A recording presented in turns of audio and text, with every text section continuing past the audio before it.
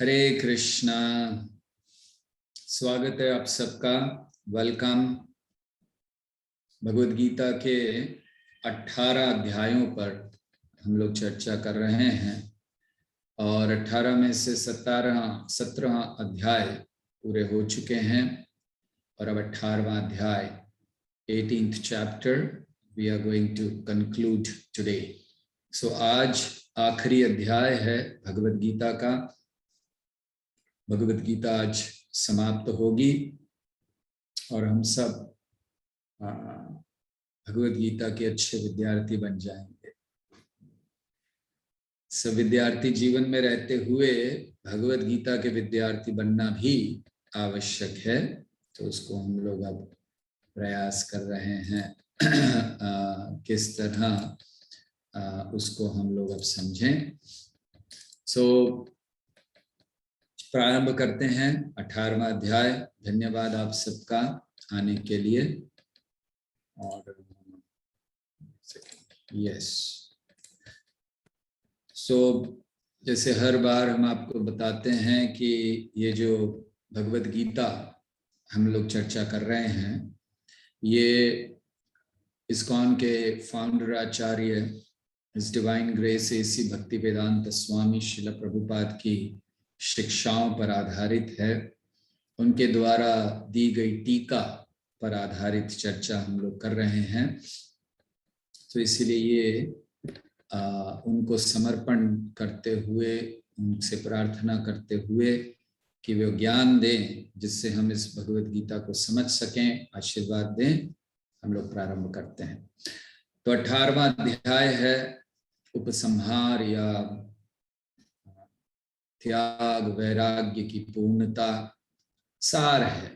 एक दृष्टि से कहना चाहिए कि भगवद गीता 17वां अध्याय में समाप्त हो चुकी है। ये 18वां अध्याय केवल हर अध्याय में जो जो कहा गया है उसको थोड़ा थोड़ा कंक्लूड करने में, उसको और कुछ थोड़े महत्वपूर्ण अर्थात जो भी भगवद गीता में कहा उसका सार के रूप में अंत में प्रस्तुत किया है। तो इसलिए ये यहाँ पर हम लोग जो चर्चा कर रहे हैं तो कहना चाहिए कि पूरी भगवद गीता का अब हम लोग सार चर्चा कर रहे हैं। भगवद गीता तो भगवान बोल चुके हैं और 17वें अध्याय में भी ये भी भगवान ही कह रहे हैं। ऐसा नहीं है कि 18वां अध्याय कृष्ण ने नहीं कहा, लेकिन जो कहना था वो पूर्णतः कह चुके हैं। अब उसको सार के रूप में फिर से प्रस्तुत किया जा रहा है। सो इसलिए अगर आपने 17 अध्याय नहीं सुने हैं या 18वां अध्याय सुन लें, सार को समझ लें, इसके महत्व को समझ लें, तो पूरी भगवद गीता को आप समझ सकते हैं। तो ऐसे ही 18वां अध्याय है भगवद गीता का। बहुत बड़ा अध्याय है, कहना चाहिए गीता का सबसे बड़ा अध्याय यही है। दूसरा अध्याय है इससे थोड़ा छोटा। सो इस अध्याय में क्या क्या कहा गया है? पहले 12 श्लोकों में तो केवल सार दिया है पहले 6 अध्यायों का। जो पहले अध्याय से लेकर 6 अध्याय तक कर्म योग का वर्णन या कर्म मिश्रित भक्ति का वर्णन भगवान ने किया, उसका है। 13 से लेकर 18वें श्लोक तक ये आगे के जो 13 से लेकर 17वें अध्याय तक भगवान ने वर्णन किया था, जिसको ज्ञान मिश्रित भक्ति कहते हैं, उसका वर्णन हुआ है।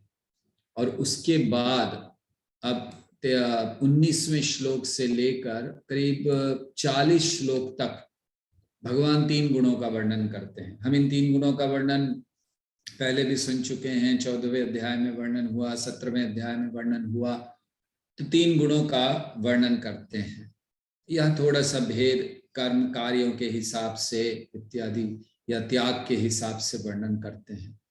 फिर आगे 41वें श्लोक से 48वें श्लोक तक भगवान वर्णन करते हैं कि 3 गुणों में तो फंसे हैं, लेकिन इनसे बाहर कैसे जा सकते हैं? अपने अपने नियत कार्य करके। तो फिर भगवान उसमें ब्राह्मण, क्षत्रिय, वैश्य, शूद्र इत्यादि का वर्णन करते हैं, उनके गुणों का वर्णन करते हैं। और फिर उसके आगे भगवान करीब 55वें श्लोक तक गुह्य ज्ञान को देते हैं। इस अध्याय में भगवान 3 ज्ञान देंगे, गुह्य ज्ञान, गुह्यतर ज्ञान और गुह्यतम ज्ञान। confidential knowledge, more confidential knowledge and most confidential knowledge. तो 55 श्लोक तक वो गुह्य ज्ञान देते हैं कि कैसे कर्म के बंधन से, कर्म के फलों से मुक्त हुआ जाता है, भक्ति किया जाता है। और फिर 56 श्लोक से लेकर प्राय 60 नंबर श्लोक तक वो केवल भक्ति का वर्णन करते हैं कि कैसे भक्ति में कार्य करने चाहिए। और फिर उसमें भी भक्ति में 61 से 63 जो श्लोक है, तो वहां वो कहते हैं कि कैसे परमात्मा को समर्पण करना चाहिए। तो ये गुह्यतर ज्ञान कहलाता है। गुह्य ज्ञान है ब्रह्म या अपनी स्थिति को जानना, गुह्यतर ज्ञान है परमात्मा को जानना, उनको समर्पण करना। और फिर 64, 64, 65, 66 ये 3 श्लोकों में भगवान गुह्यतम ज्ञान देते हैं, मोस्ट कॉन्फिडेंशियल नॉलेज। और वो क्या है? कृष्ण के शुद्ध भक्त बनना। तो इसका वर्णन भगवान करते हैं। और फिर आखिरी के जो श्लोक हैं 71 श्लोक तक, क्या भगवान कहते हैं कि ये जो मैंने कहा, ये जो हमने चर्चा की भगवत गीता, इसका जो प्रचार करता है, दूसरों को बताता है या खुद पढ़ता है, तो क्या लाभ होता है। और फिर आगे 72 और 73 श्लोक में अर्जुन की स्थिति का वर्णन दिया गया कि अर्जुन ने भगवत गीता सुनी तो क्या लाभ हुआ। और फिर उसके आगे वर्णन करेंगे आखिरी विभाग में संजय एक, मान लीजिए कि भविष्यवाणी कर रहे हैं। अभी तो युद्ध समाप्त नहीं हुआ है, ये तो प्रारंभ की स्थिति है, लेकिन भविष्यवाणी कर रहे हैं कि इस युद्ध का परिणाम क्या होगा। तो ऐसे ये 18वां अध्याय पूरा बटा हुआ है। तो आइए प्रारंभ करते हैं पहले श्लोक से, जहां अर्जुन का प्रश्न है। अर्जुन उवाच सन्न्यस्यास्य महाबाहो तत्त्वमिच्छामि वेदितुं त्यागस्य च ऋषिकेश पृथक् केशी निषूदन। तो अर्जुन कह रहा है कि हे कृष्ण, मेरी इच्छा है। क्या इच्छामि वेदितुम, जानना चाहता हूं मैं। क्या जानना चाहता हूं? तत्व। किस तत्व को? संन्यास और त्याग में क्या अंतर है। संन्यासस्य महाबाहो तत्वमिच्छं वेदितुम त्यागस्य च ऋषिकेश। तो संन्यास और त्याग ये 2 अलग अलग चीजें हैं। एक है, ठीक है, व्यक्ति को संन्यास ले लेना चाहिए या त्याग कर कर भी वो अपने ही घर में रह सकता है। देखिए, महत्वपूर्ण प्रश्न, और विशेष करके आज के समय के लिए, क्योंकि आज के समय में हम लोग सोचते हैं संन्यास लेना है, सब कुछ छोड़ो, हिमालय चले जाओ, संन्यास उसी को कहा गया है। और जब भी त्याग की बात आती है तो भी यही माना जाता है, त्याग मतलब सब कुछ त्यागना, घर त्यागना इत्यादि। तो क्या ये संन्यास और त्याग एक है, अलग है, क्या है? बहुत महत्वपूर्ण प्रश्न है अर्जुन का। और क्यों अर्जुन ने ये प्रश्न किया? क्योंकि अर्जुन जानना चाहते थे कि त्याग का लक्ष्य क्या है, उद्देश्य क्या है, और संन्यास का उद्देश्य क्या है। तो व्यक्ति सब कुछ छोड़ देता है तो उसका कुछ एक अलग उद्देश्य होता है, या घर में रहकर अच्छी तरह से भक्ति करता है, उसका कुछ अलग उद्देश्य होता है। क्या वो त्यागी कहलाता है? तो इसका अर्थ क्या है? अर्जुन क्या पूछ रहा है कि क्या हम घर में रहकर अपने सारे कर्तव्यों को करते हुए वैराग त्यागी बने, या हम सारे कर्मों को त्याग दें, घर को त्याग दें, सब कुछ त्याग दें और ज्ञान योग या भक्ति या तपस्या का पालन करें। तो हम सब भी जानना चाहते हैं ना, क्योंकि हम सबको भी यही मन में प्रश्न आता है कि लोग सोचते अरे अरे ये बहुत ज्यादा भक्ति करने लगा है, बहुत ज्यादा भगवत गीता पढ़ने लगा है, रोक लो कहीं सन्यासी ना बन जाए। भगवत गीता आप हम अभी तक पढ़ चुके हैं 17वां अध्याय। भगवत गीता निश्चित त्याग की बात करती है, निश्चित बात करती है कि कृष्ण से आसक्ति होनी चाहिए, भक्ति करनी चाहिए, लेकिन कहाँ कहा है कि सब कुछ छोड़कर हिमालय चले जाओ। तो ये जो चीजें हैं, यहाँ ये एक मार्ग है, अगर कोई अपनी इच्छा से स्वीकारना चाहे उसके लिए खुला हुआ है, कोई गलत मार्ग नहीं है। लेकिन केवल ऐसा नहीं है कि भगवत गीता पढ़ते ही व्यक्ति अपने सर को शेव करेगा, भगवे वस्त्र धारण करेगा, हिमालय में जाएगा और बैठकर तपस्या करेगा, बिल्कुल नहीं। अगर ऐसा होता तो भगवत गीता यहाँ शहरों में नहीं पढ़ाई जाती, भगवत गीता बड़े बड़े राज्यों में, बड़े बड़े राष्ट्रों में नहीं पढ़ाई जाती। America, Germany, Russia, Europe, London, जहां आप जाएं वहां भगवत गीता पढ़ाई जा रही है। क्या उन सबको हिमालय लाना है? नहीं। उद्देश्य है सच्चे ज्ञान को समझना। और ये जो अध्याय है ये इसी चीज को, ये सार है इस अध्याय का, कि वो हमें समझाएगा कि हमें जीवन में क्या करना है। तो अर्जुन ने यहाँ जब भगवान से प्रश्न किए तो दो शब्दों का इस्तेमाल किए भगवान को संबोधन करते हुए, कृष्ण को ऋषिकेश और केशुनिसूदन। तो ऋषिकेश क्यों? क्योंकि हे भगवान आप हमारी इंद्रियों के स्वामी हैं। यहाँ अर्जुन ये कह रहा है कि उद्देश्य तो मैं जानता हूं कि आप ऋषिकेश हैं और हमारा कर्तव्य है अपनी इंद्रियों को, ऋषिकेश मतलब इंद्रियों के स्वामी, और हमारा कर्तव्य है इंद्रियों को आपकी सेवा में लगाना। लेकिन संशय आ गया है, कैसे लगाना है? लगाना है, आपकी सेवा करनी है, लेकिन कैसे करनी है? अब इसको समझने के लिए अर्जुन केशी निषूदन कह रहे हैं। केशी निषूदन मतलब ये जो संशय होते हैं ये असुरों की तरह होते हैं। क्यों असुरों की तरह होते हैं? भगवान भगवत गीता में ही कह चुके, संशय आत्मा विनश्यति। बहुत संशय होता है ना हमें, अरे ऐसा है क्या, अरे वैसा है क्या, ये होगा क्या, तो फिर जरूर विनाश होता है। हमें हर चीज में, हमें स्कूल जाते हैं जो शिक्षक कहते हैं उन पर विश्वास रखना होता है, डॉक्टर के पास जाते हैं वो जो कहते हैं उन पर विश्वास रखना होता है, हम प्लेन में जाते हैं तो पायलट पर विश्वास रखना होता है, बस में जाते हैं तो ड्राइवर पर विश्वास रखना होता है। अपने प्राण हमने उनके हाथ में दिए हैं, हम प्लेन में चढ़ते ही पूछते नहीं हैं कि अरे पायलट के पास जाके कॉकपिट में आपका दिखाओ, लाइसेंस दिखाओ, फ्लाइंग लाइसेंस, आपने कितने आवर्स फ्लाई किया दिखाइए, मेरी जान जा सकती है अगर आप एक्सपर्ट नहीं है तो। हम नहीं पूछते, विश्वास है, हम सीधे चले जाते हैं, बैठ जाते हैं। तो जब हम ऐसे लोगों पर विश्वास कर सकते हैं, अपने अपने जीवन के लिए अपना जीवन उनके हाथ में दे देते हैं ये सोचकर कि ये मुझे सुरक्षित पहुंचा देंगे, तो क्यों भगवान के ऊपर विश्वास नहीं करना? प्रभुपाद समझाया करते थे कि हम सब लोगों पर करते हैं, आप लोग इन पर करते हो, उन पर करते हो, हम क्या हैं? हम भगवान पर करते हैं विश्वास, बस इतना ही है। क्यों?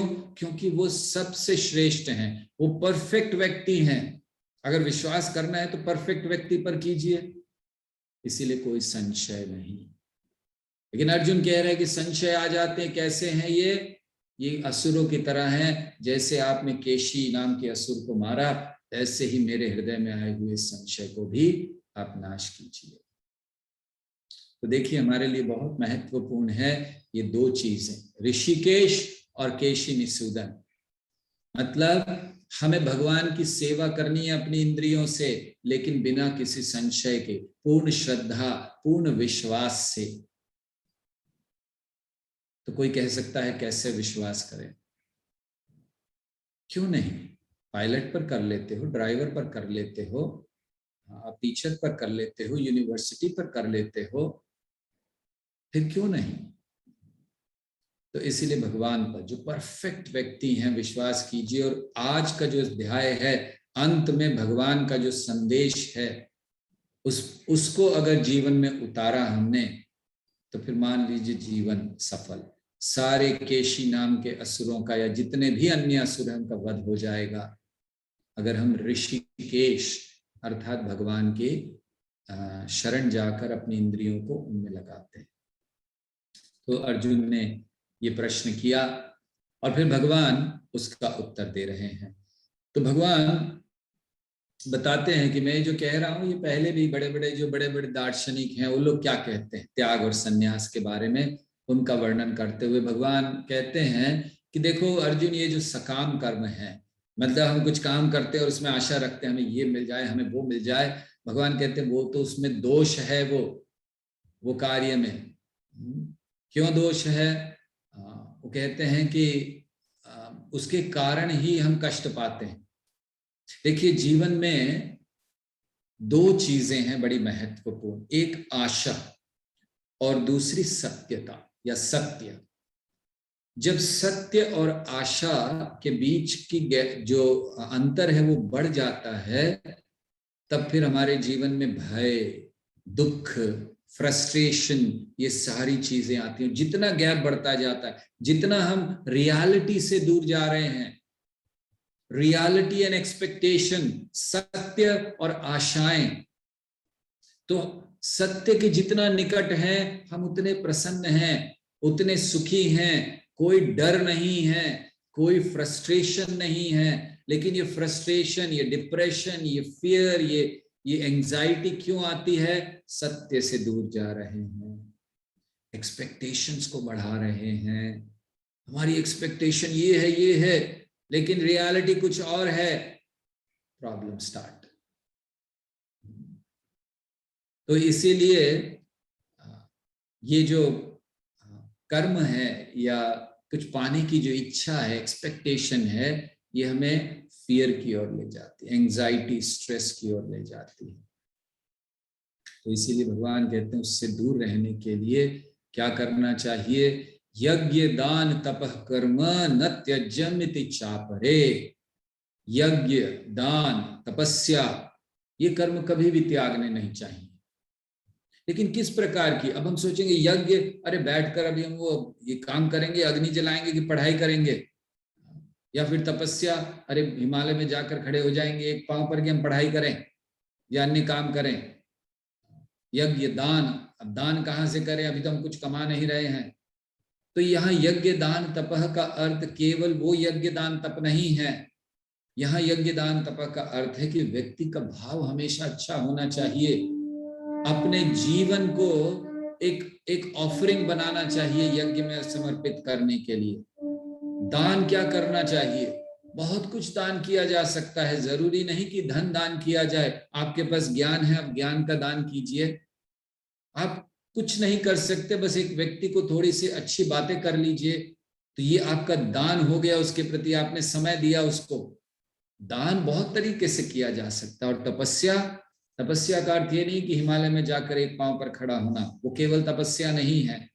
तपस्या बहुत कुछ है। वाचो वेगम मनसः क्रोध वेगम जिह्वा वेगम उदर उपस्थ वेगम। ये जो फोर्सेस हैं बॉडी की, वाचा बोलने की शक्ति, क्रोध आ जाता है, मन नहीं कंट्रोल होता, इन सबको कंट्रोल करना तपस्या है। और वो तो करना ही चाहिए, चाहे किसी भी अवस्था में। तो ये भगवान वर्णन करते हैं। और भगवान कहते हैं अलग अलग लोगों का संन्यास के लिए, त्याग के लिए अलग अलग वर्णन है, अलग अलग उनका मत है। लेकिन अब भगवान अपना मत देते हैं कि मैं जो कह रहा हूं उसको सुनो। तो उन्होंने बताते कि जो त्याग है, ये त्याग भी 3 प्रकार का होता है। 3 गुणों में 3 प्रकार का होता है। सत्वगुणी त्याग, रजोगुणी त्याग या फिर तमोगुणी त्याग।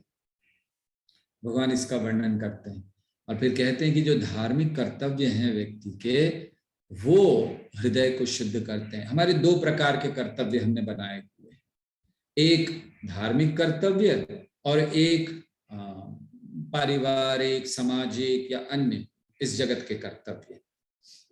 हाँ, इन दोनों कर्तव्यों के पर एक अलग कर्तव्य है और वो है आत्मा का कर्तव्य, भगवान की भक्ति। लेकिन अगर हम धार्मिक कर्तव्य भी करते हैं तो हृदय शुद्ध होता है।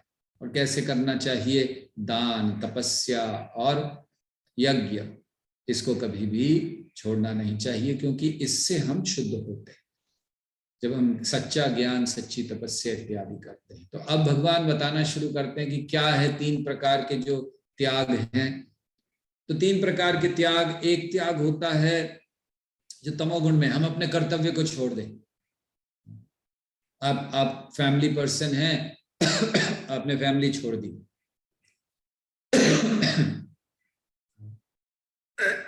वो त्याग तमोगुणी त्याग है। आपका कुछ, आप स्टूडेंट हैं, आपने पढ़ाई छोड़ दी, तमोगुणी त्याग। रजोगुणी त्याग क्या है? कि हम सोचते हैं अरे बहुत कष्ट है ये सब काम करने में, मुझे दिया गया है, मेरा कर्तव्य है, लेकिन मैं बहुत तकलीफ होती, ये नहीं करूंगा। कौन करे? जैसे एक कर्तव्य होता है मनुष्य का कि सुबह सुबह जल्दी उठना, और कौन उठे सुबह जल्दी? पैशन, ये हम देते हैं कि ये सब नहीं करेंगे, मेरे को आराम से सोना है, कौन सोना छोड़ सकता है।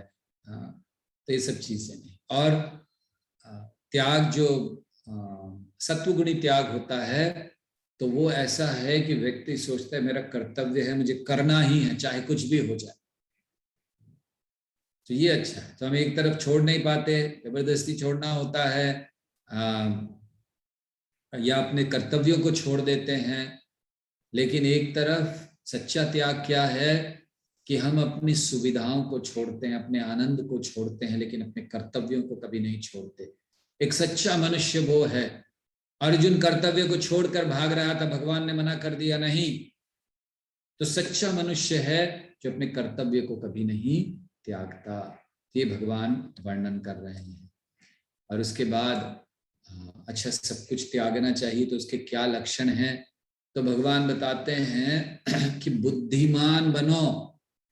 त्याग करना है तो भी बुद्धिमान बनो, ना ही बहुत ज्यादा द्वेष हृदय में लाओ, ना ही बहुत ज्यादा जो अशुभ कार्य हैं उनसे आसक्त रहो,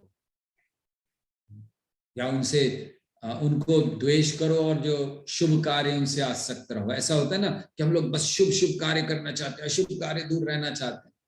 नहीं, समान रहना सीखना चाहिए।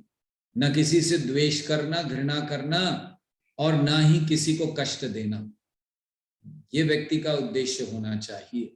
और कोई भय नहीं होना चाहिए। किस चीज का भय? अरे ऐसा करूंगा तो इतना मुझे कष्ट होगा।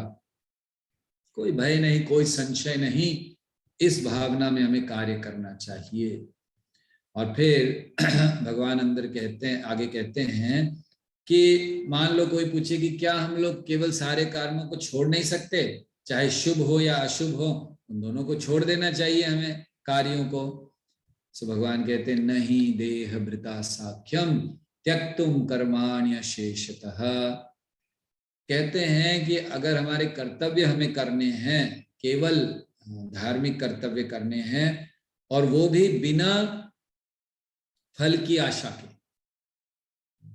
याद कीजिए, पहले भी हम लोग इस श्लोक को पढ़ चुके, कर्मण्यवाधिकारस्ते मां फलेषु कदाचन मां कर्म फल हेतुर्भुर्मा ते संगोत्सव कर्मणि, कि कर्म करो लेकिन फल की इच्छा नहीं। यहां वही बात भगवान कह रहे हैं कि अपने कार्य करो लेकिन कर्म फल त्यागी, कर्म फल की आसक्ति मत रखो। ये सच्चा वैराग्य है। तो अच्छा प्रश्न आता है कि अगर हम कुछ कार्य करेंगे, आप कह रहे हैं कार्य करो, तो उससे तो फिर कर्म फल आएगा, तो फिर हम बंधन में बंध जाएंगे, तो क्या होगा? तो भगवान कहते हैं कि जो अच्छे और बुरे कार्य फल आते हैं, लेकिन अगर हम उनको बिना किसी इच्छा के कर रहे हैं तो वही कार्य हमें मुक्त कर सकते हैं। कैसे मुक्त कर सकते हैं? कार्य कर रहे हैं, कोई फल आएगा नहीं, आप भगवान के लिए कर रहे हो, भगवान मुक्त करेंगे। और जो भी फल आता है, हर कार्य का निश्चित फल आना है। कोई ऐसा कार्य नहीं है जिसका फल नहीं होगा। भक्ति का भी फल होता है, लेकिन उसका फल दिव्य होता है। जैसे इस जगत में हम कोई कार्य करते हैं तो पुण्य करते हैं, बंध जाते हैं अच्छा फल लेने के लिए, पाप करते हैं, बंध जाते हैं बुरा फल लेने के लिए। लेकिन जब हम ऐसा कार्य करते हैं जिसमें कोई इच्छा नहीं है हमारी, हम चाहते नहीं है कि हमें कुछ मिले, भगवान कृष्ण की संतुष्टि के लिए कर रहे हैं, तो उससे दिव्य फल मिलता है। तो एक पुण्य है, एक पाप है, और एक दिव्य फल है। तो जब पुण्य और पाप लेते हैं तो पुण्य और पाप केवल हमें बांधता है इस जगत में, क्योंकि पुण्य और पाप के फल इसी जगत में मिलते हैं। और दिव्य फल ये हमें इस जगत से बाहर ले जाता है, क्योंकि दिव्य फल इस जगत के बाहर मिलता है, इस जगत में नहीं मिलता, इसीलिए उससे बाहर चले जाते हैं। तो ये मुक्ति का एक सरल मार्ग है। तो जब हम अपने अपने कर्तव्यों को करते हैं, एक तरफ अगर हम कर्तव्य करते समय आसक्त हैं और दूसरी तरफ कर्तव्य करते समय हम अनासक्त हैं, अटैच नहीं है। आसक्त हैं तो क्या होता है, हमें बारंबार बहुत प्रकार के कष्टों को सहना होता है इस जगत में। जैसे 3 प्रकार के कष्ट होते हैं इस जगत में, आते हैं, कभी बाहर कुछ लोगों से दिए जाते हैं, जैसे आदि भौतिक, आदि दैविक और आध्यात्मिक। जैसे अचानक सुनामी आता है, बहुत कुछ आता है। और अगर हम कार्य कर रहे हैं अनासक्त होकर, तो हमें किसी भी प्रकार के इन कष्टों को सहन नहीं करना होता। क्यों? क्योंकि इसके द्वारा व्यक्ति भगवान के धाम जाने की तैयारी करता है। तो जब कर्म की बात आई तो प्रश्न आता है, अच्छा ये कार्य होते कैसे हैं? तो भगवान बहुत सुंदर वर्णन करते हैं। कहते 5 चीजें हैं जो कार्य कराती हैं, लेकिन इन 5 में से 4 भौतिक हैं और एक ऐसा कारण है जो अल्टीमेट, अंततः कारण है, उसके बिना कुछ नहीं होता। इस ज्ञान को बहुत जानना है हमें। हम लोग सब रोज काम कर रहे हैं, लेकिन काम कैसे होता है? पहली चीज, काम करने के लिए एक स्थान चाहिए। जैसे हमारा शरीर एक स्थान है, क्षेत्र है। 13वें अध्याय में हम लोग पढ़ चुके हैं कि इदम शरीरम कौन्तेय क्षेत्रम इति अभिधीयते। ये जो शरीर है इसको क्षेत्र कहा जाता है। तो ये एक क्षेत्र चाहिए कार्य करने के लिए। कोई भी स्थान चाहिए। आप कोई भी काम करना चाहते हो, पढ़ना चाहते हो, स्कूल चाहिए, कॉलेज चाहिए, कोई स्थान चाहिए। फिर करने वाला चाहिए। पढ़ाई कर रहे हो, कॉलेज है, लेकिन कॉलेज में पढ़ने वाला तो कोई व्यक्ति चाहिए, करता। तो हर कार्य के लिए करता चाहिए, डूअर। और फिर कारण, किसके द्वारा करोगे? इंद्रियों के द्वारा। लेकिन इंद्रियां भी है, करने वाला भी है, स्थान भी है, प्रयास जरूरी है, चेष्टा, तब तो कार्य होगा। अच्छा, अब प्रयास भी कर लिया हमने, हमारी इंद्रियां भी लगी हुई हैं कार्यों में, हम कर रहे हैं कार्य और क्षेत्र भी है, क्या कार्य हो जाएगा? उदाहरण देते हैं। एक लड़का है, पढ़ाई कर रहा है। सो पढ़ाई करते हुए उसके पास क्या है? प्लेस, अगर क्षेत्र, तो क्या क्षेत्र है? उसके लिए बुक्स हैं, उसके लिए कॉलेज है, इत्यादि। वो कौन है? वो खुद है, पढ़ रहा है, वो डूअर, कारण हो गया, कर्ता हो गया। किससे कर रहा है? अपनी आंखों से पढ़ता है, कानों से सुनता है, पैरों से चलकर कॉलेज जाता है, तो इंद्रियां लग गई। और बहुत प्रयास कर रहा है कि उसको अच्छे मार्क्स आ जाए। क्या ये इनफ है अच्छे मार्क्स लाने के लिए? नहीं। भगवान कहते हैं एक और कारण है, दैवम। दैवम मतलब हम जितना भी प्रयास कर लें, हमारे कार्यों के फल परमात्मा से आते हैं। और इसीलिए आप देखिए, एक आप में से कई लोगों का अनुभव होगा, आपने बहुत पढ़ाई की लेकिन आप अच्छे मार्क्स नहीं ला पाए। आप सोच रहे थे 95 आएंगे, 98 आएंगे, या फिर आप प्रोफेशनल कोर्सेज कर रहे हो या फिर कॉम्पिटिटिव एग्जाम्स दे रहे हो, तो आपको इच्छा थी कि पहले 10,000 में तो आ जाएगा, पहले 2,000 में आ जाएगा। पता चला 70,000 मार्क्स आ गए, रैंक आ गया। तो क्या होता है? तो दैवम, दैवम मतलब भगवान अल्टीमेट कॉज है। कैसे? और एक उदाहरण से समझते हैं कि मान लीजिए कोई एक लॉयर है, तो उसके साथ और कई लॉयर्स हैं। अब उसकी बड़ी इच्छा है कि मैं जज बनना चाहता हूं, तो बड़ा मेहनत करता है, तो कार्य करता है, चेष्टा करता है, सब ठीक है, और वो क्वालिफाइड हो जाता है। जैसे जज बनने के लिए मान लीजिए, हमें नहीं पता एग्जैक्टली क्या क्वालिफिकेशन है, मगर मान लीजिए क्वालिफिकेशन है कि 10 साल तक आपको हाई कोर्ट में प्रैक्टिस करनी चाहिए, आपके पास ये डिग्री होनी चाहिए, आपने कम से कम इतने वर्ष किसी सीनियर लॉयर के साथ काम किया होना चाहिए, वो सारी। अब वो एकदम तैयार है, ये सारी क्वालिफिकेशन है उसके पास। तो क्या जैसे ही क्वालिफिकेशन आएगी वो जाकर जज की कुर्सी पर बैठ जाएगा कि चलिए अब हो गई क्वालिफिकेशन? नहीं। इन क्वालिफिकेशन के साथ वो एक एप्लीकेशन भेजता है चीफ जस्टिस ऑफ इंडिया को, और फिर वो देखते हैं कि अच्छा ठीक है, इसका इसका। अब उसमें उनके पास 50 एप्लीकेशन आती है, उनमें से 5 को वो सैंक्शन करते हैं, 45 रिजेक्ट हो जाती है, राइट? तो ये जो 45 रिजेक्ट हुए, ये सारे क्वालिफाइड हैं। ऐसा नहीं है कि क्वालिफाइड नहीं है, सब योग्यताएं पूरी की हैं, लेकिन फिर भी सैंक्शन नहीं हुआ। अब उन्हें फिर वेट करना है अगली बार तक। यही हमारे साथ है कि हम सब क्वालिफाइड हैं, आज हमने पढ़ाई कर ली, बहुत अच्छा किया, हमने पूरा ध्यान लगाया, क्वालिफिकेशन हो गई, हमें लगा बहुत अच्छा आएगा, क्यों नहीं आता? ऊपर से सैंक्शन अभी नहीं हुआ। तो 45 जो रिजेक्ट हो जाते, जब उनको आता है वो सोचते हैं क्यों, हमने 10 साल पूरे कर लिए, हमने ये सब कर लिया, फिर हमारा क्यों नहीं हुआ? ऊपर से सैंक्शन। तो सैंक्शन, उपदृष्टा, अनुमंता च, भर्ता भोक्ता महेश्वरा, भगवान वो हैं जो अनुमति देते हैं, उनके बिना कुछ नहीं होता। ये जानकर हमें गंभीरता से भक्ति करनी चाहिए, गंभीरता से कृष्ण की शरण लेनी चाहिए। ये आधुनिक समाज, ये आधुनिकता ने इतना बढ़ा दिया, मॉडर्नाइजेशन इतना हमने बढ़ा दिया है कि हमने कृष्ण को बाहर कर दिया मॉडर्नाइजेशन में। मॉडर्नाइजेशन कोई गलती नहीं है, लेकिन मॉडर्नाइजेशन विद कृष्णा में क्या गलती है? Why without Krishna? तो इसीलिए मॉडर्नाइजेशन हो लेकिन कृष्ण के साथ, और तब सारे सैंक्शंस होंगे, तब सारी चीजें अच्छी होंगी। तो इस बात को हमेशा याद रखिए अपने जीवन में। हम पूरा प्रयास करें, इसका अर्थ ये नहीं कि हम योग्य, जैसे मान लीजिए कि अगर जो लॉयर्स हैं वो सोचे कि अरे नहीं मैं तो कुछ करूंगा ही नहीं, मैं प्रैक्टिस ही नहीं करूंगा, 10 साल बाद अपने आप वो लोग चूज करेंगे। नहीं, क्यों चूज करेंगे? जब आप योग्य ही नहीं है तो चूज कैसे करेंगे? इसीलिए योग्यता के लिए प्रयास। सो हम अपना 100% दें हर कार्य में, लेकिन विश्वास भगवान पर रखें कि श्री कृष्ण यही हैं परमात्मा के रूप में हमारे हृदय में, जो हमें मार्गदर्शन या सैंक्शन कर सकते हैं। तो हमें उनको कभी भूलना नहीं चाहिए। तो ये जो 5 कारण हैं, तो ये एक दूसरे से सहयोग के साथ कार्य करते हैं। तो कैसे भी हम जब कार्य करते हैं तो या तो शरीर से होता है, मन से होता है, या बोलने से होता है। जो सही कार्य है वो क्या होता है? सही कार्य किसे कहा गया है? सही कार्य वो है जो शास्त्रों के आधार पर किया जाता है। अब देखिए, अगेन मॉडर्नाइजेशन क्या किया? शास्त्रों को निकाल दिया। आज कौन जानते हैं शास्त्रों को? आप लोग भाग्यवान हैं जो भगवत गीता सुनना चाहते हैं। हजारों हजारों स्टूडेंट्स हैं, लेकिन कोई सुनना नहीं चाहते। क्यों? हम एडवांस हो गए, हम मॉडर्न हो गए, हमें शास्त्र की जरूरत नहीं है, और इसीलिए सारे कार्य गलत हो रहे हैं। क्यों? शास्त्रों के विरुद्ध किए जा रहे हैं। शास्त्र क्या है?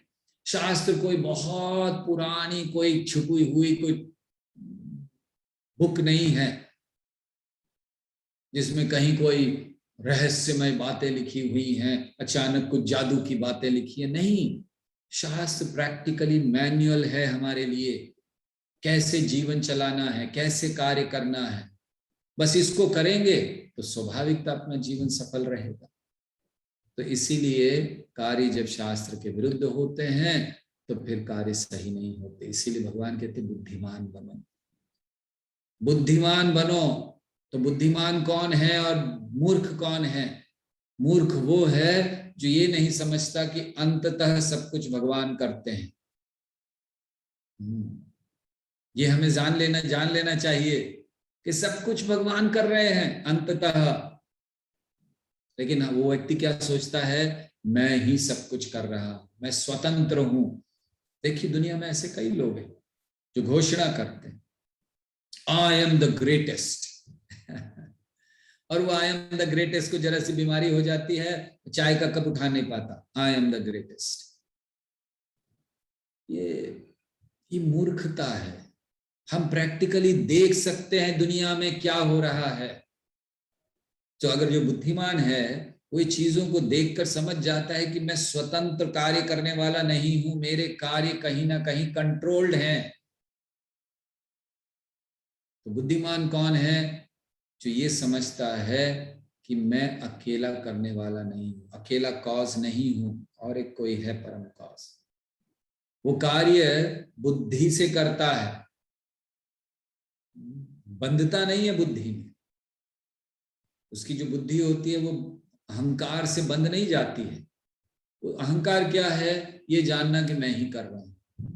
और अहंकार से मुक्त क्या है? भगवान कर रहे हैं, मैं तो केवल एक इंस्ट्रूमेंट हूं। बस एक ऑपरेशन डॉक्टर कर रहा है, उसके हाथों में मैं कैंची हूं, बस। ये बुद्धिमानी है।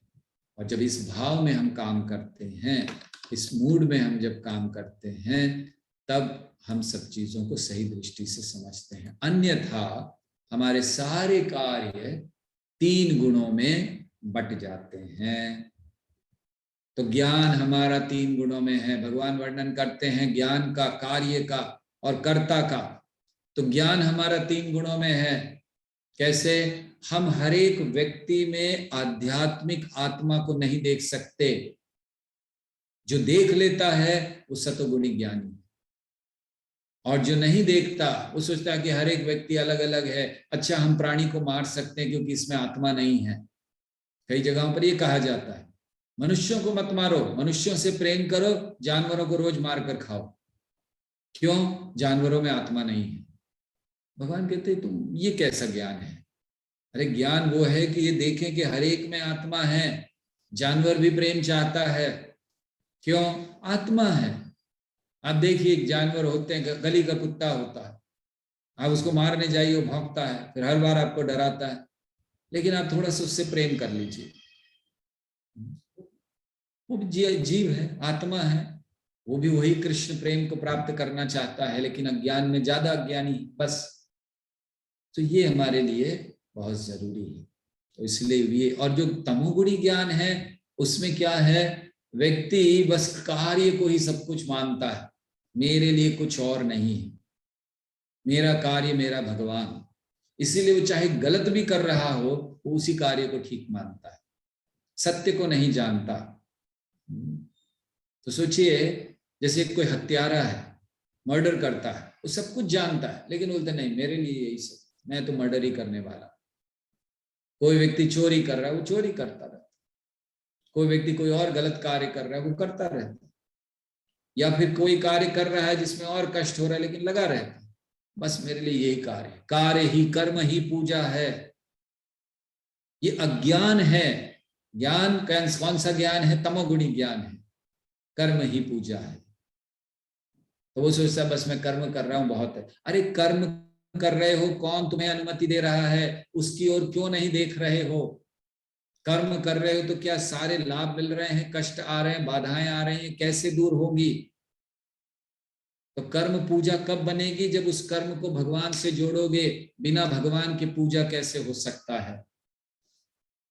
तो कर्म निश्चित पूजा है, जब हमारे कर्म ये जानकर कि भगवान सब कुछ करने वाले हैं, मैं केवल एक निमित्त हूं, इंस्ट्रूमेंट हूं, इस भाव में जब कर्म किया जाता है वो पूजा होता है। हर कर्म पूजा नहीं है। किसी की हत्या करना पूजा नहीं है, किसी के घर के चोरी कर लेना पूजा नहीं है, किसी को धोखा देना पूजा नहीं है, किसी का बलात्कार करना पूजा नहीं है, या फिर एकदम साधारण केवल बिजनेस करते हुए अपना पैसा कमाना भी पूजा नहीं है। कोई नहीं कह सकता कि कर्म ही पूजा है। कर्म तो पूजा तब होता है जब भगवान से जुड़ा जाता है। तो इसको भगवान यहाँ समझा रहे हैं, और इसीलिए भी कार्यों का वर्णन करते हैं। भगवान ने ज्ञान का वर्णन किया, अब कार्य का वर्णन। तो कार्य सत्वगुण में, रजोगुण में और तमोगुण में। सत्वगुण का कार्य क्या है? शास्त्र के द्वारा निर्देशित होना चाहिए। कोई आसक्ति के बिना, बहुत उससे प्रेम है, बड़ी आसक्ति है या द्वेष है, उस सब के बिना कर्तव्य बोध से करना है बस। कोई इच्छा नहीं कि मुझे इस जगत का ये मिल जाए और वो मिल जाए, बिल्कुल नहीं, कोई इच्छा नहीं। और पैशन रजोगुण में क्या है? बहुत प्रयास करते हैं, किस लिए? मेरी इच्छा पूरी हो। क्यों मेरी इच्छा पूरी हो? क्योंकि वो एक अहंकार में है, मिथ्या में, कि मैं शरीर हूं, अगर शरीर को अच्छा रखा बस सब कुछ ठीक हो जाएगा। भूल जाता है सामने मृत्यु खड़ी है। हम केवल शरीर शरीर शरीर को कब तक संभाल कर रख सकते हैं? एक दिन चला जाने वाला है, सब जानते हैं, लेकिन कोई समझना नहीं चाहते, कोई उसको स्वीकार नहीं करना चाहते। और ऐसा भी होता है घरों में, अगर कोई बात भी कर ले मृत्यु की, तो माता पिता मना करते हैं, ये सब बातें नहीं करना, मरने की बात मत करो। क्यों नहीं करो मरने की बातें? नहीं ये अच्छी बात नहीं है।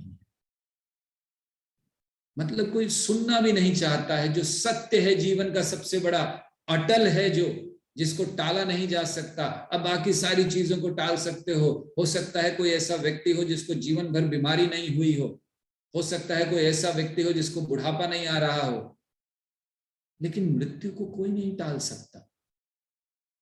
बुढ़ापा तो आता ही है, मगर समझिए कि अफेक्ट नहीं कर रहा शरीर पर। वो अपने आप को बड़ा तंदुरुस्त रख रहा है, स्वस्थ रख रहा है, योगा कर रहा है, या एक्सरसाइज कर रहा है, लेकिन मृत्यु तो आनी है, उसको तो टाला नहीं जा सकता। तो उसकी ओर ना देखना और केवल अपने लिए, अपनी संतुष्टि के लिए कार्य करना, ये रजोगुण। और तमोगुण क्या है? तमोगुण है जहां हम लोग मोह में रहते हैं, कोई नियम का पालन नहीं, कोई शास्त्र का ज्ञान नहीं, कोई चिंता नहीं कि भविष्य में क्या होगा, जस्ट डू इट। ये जो जस्ट डू इट की भावना है, ये क्या भावना है? ये तमोगुणी कार्य है। एक्शन इन इग्नोरेंस, ये तमोगुणी कार्य है। तो इसीलिए हमें इससे बचना चाहिए। हम दूसरों को कष्ट ना दें, हम अपने भविष्य की तो चिंता कीजिए। अगर आपको दूसरों की चिंता नहीं है, अपनी चिंता कीजिए। अपना भविष्य कहाँ है, कहाँ जा रहे हो आप, कितने बंधन में पड़ रहे हो। आज आप शराब पी रहे हो, व्यक्ति ड्रग्स लेता है, शराब पीता है, सिगरेट पीता है, जस्ट डू इट। भविष्य की चिंता नहीं है, क्या होता है? देखिए ड्रग एडिक्ट्स की हालत। शुरुआत में कॉलेज में बड़ा अच्छा लगता है, ओ ड्रग्स मिल रहे, बड़ा नशा, धीरे धीरे आदत पड़ती है, बिना उसके रह नहीं पाते, और फिर वे जरा सी ड्रग्स के लिए भीख मांगते,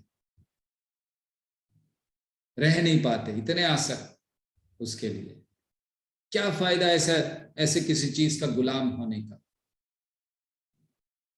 तो ये चीजें हमें, देखिए भगवत गीता बड़ी प्रैक्टिकल है। इसीलिए हमने कहा भगवत गीता केवल एक बुक नहीं है कि उसको रख दिया बस, बहुत प्रैक्टिकल चीजें समझा रही है। और समझ की जहां तक बात आती है, तो भगवान कहते हैं समझ भी 3 प्रकार की है। Understanding, 3 kinds of understanding. पहली जो सत्वगुण में है, जहां व्यक्ति को पता है क्या करना है क्या नहीं करना। 16वें अध्याय में हम असुरों के गुण सुन रहे थे, और भगवान ने कहा असुरों का क्या गुण होता है? प्रवृत्तिम च निवृत्तिम च जनानाम विदुरासुरः। क्या करना है क्या नहीं करना, ये उन्हें नहीं पता होता असुरों को।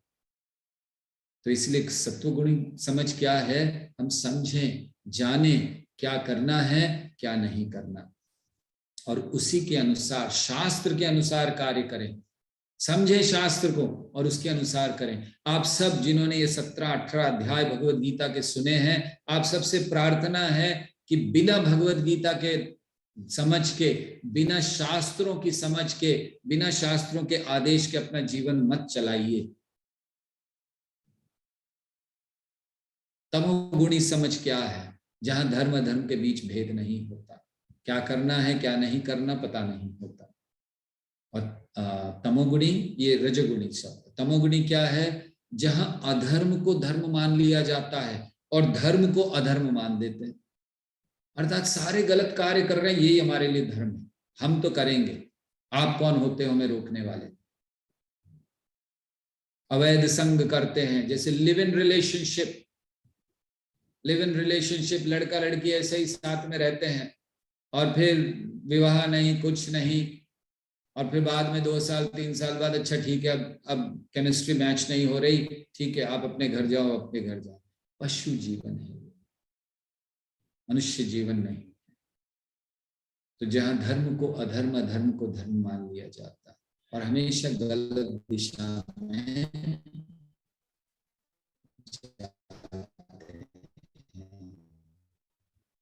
क्यों जाते हैं? दृढ़ता नहीं है। We need determination, हमें दृढ़ता चाहिए अगर हम सही दिशा में आगे बढ़ना चाहते हैं। तो दृढ़ता भी भगवान कह रहे हैं 3 प्रकार की होती है, सत्वगुणी, रजोगुणी और तमोगुणी। हमें दृढ़ होना चाहिए, डिटरमाइंड होना चाहिए, हर चीज को प्राप्त करना ही है, उसके लिए दृढ़ता चाहिए। तो ऐसी दृढ़ता जिसको तोड़ा नहीं जा सकता, अनब्रेकेबल डिटर्मिनेशन, वो योग अभ्यास से, भक्ति के अभ्यास से आती है। जैसे भगवान शब्द इस्तेमाल करते अव्यभिचार्य है, कि जो लोग बस भगवान कहते ये दृढ़ता सत्वगुणी। रजोगुणी दृढ़ता क्या है? कि हम बस कुछ चीजें पाने के लिए धर्म का भी पालन करते हैं, धर्म अर्थ काम मोक्ष सबका पालन कर रहे हैं, लेकिन किस लिए? हम पालन कर रहे हैं कि हमें कुछ मिले, इंद्रिय तृप्ति हो हमारी, बस इसके लिए हम पालन करते हैं। और तमोगुणी दृढ़ता क्या है?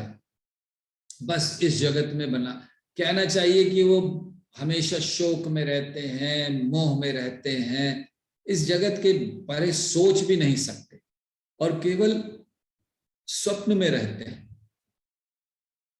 कि मैं एक दिन ये बन जाऊंगा, मैं एक दिन वो बन जाऊंगा, मैं एक दिन ये करूंगा। इससे केवल स्वप्न है और इसी में उनका जीवन चलता रहता है और इसीलिए वो बद्ध कहलाते हैं। तो वो जो बद्ध जीव है वो क्या करता है? वो इस जगत में आनंद लेने का प्रयास कर रहा है, बस उसका उद्देश्य यही है, कैसे और मुझे और आनंद मिले, और आनंद मिले। एक बड़ा सुंदर उदाहरण भागवतम में दिया गया है प्रहलाद महाराज की शिक्षाओं में। प्रहलाद महाराज कहते हैं कि जैसे मान लीजिए कि गन्ने को चबाया चबाया चबाया, उसको चबा चबा कर फेंक दिया, उसमें कोई रस नहीं, फिर से उठाकर उसको चबाया जा रहा है, चबाए हुए को वापस चबाना। जैसे आजकल लोगों को च्युइंगम खाने की बड़ी आदत है, खाते रहते तो कुछ मिलता नहीं, सो च्युइंग द चू, तो वो बार बार उसी में वो आनंद नहीं है, फिर से उसी में आनंद लेने का प्रयास करते। तो ये बंधन से बाहर कैसे निकलना है? केवल महात्माओं के संग से, ऐसे लोगों के संग से जिन्होंने भगवत गीता को जिया है, जो अपने जीवन में उतार रहे हैं भगवत गीता को, जो भगवत गीता के अनुसार अपना जीवन जी रहे हैं, ऐसे लोगों के संग से हम इस बंधन से छूट सकते हैं। और जब हम ऐसे लोगों का संग करते हैं तो क्या प्राप्त होता है? कृष्ण भावनामृत की प्राप्ति हमारे हृदय में है। वो भक्ति हर व्यक्ति के, आपके साथ रहने वाले, आप जिन लोगों को देख रहे, दुनिया के हर जीव के हृदय में भक्ति है, बस उसको जागृत करना, पुनः जागृत। और कैसे जागृत होता है? सुन सुनकर, जब हम भक्तों के संग में रहते हैं, और तब हम सच्ची प्रसन्नता को प्राप्त करते हैं। लेकिन भगवान कहते प्रसन्नता भी 3 प्रकार की है, जो सतोगुणी प्रसन्नता, रजोगुणी और तमोगुणी है। सतोगुणी क्या है? शुरुआत में थोड़ा सा कष्ट होता है, ऐसा लगता है इससे आनंद नहीं मिलेगा, लेकिन अंत में अमृत के समान। रजोगुणी शुरुआत में ही अमृत के समान लगती है, लेकिन बाद में जहर, व्यक्ति फंस जाता है। कई लोगों का अनुभव है, अरे मैरिज किया, शादी किया, फिर फंस गया। तो शुरुआत में तो बड़ा अच्छा लग रहा था। और जो प्रसन्नता, तमोगुणी प्रसन्नता है, वो क्या है?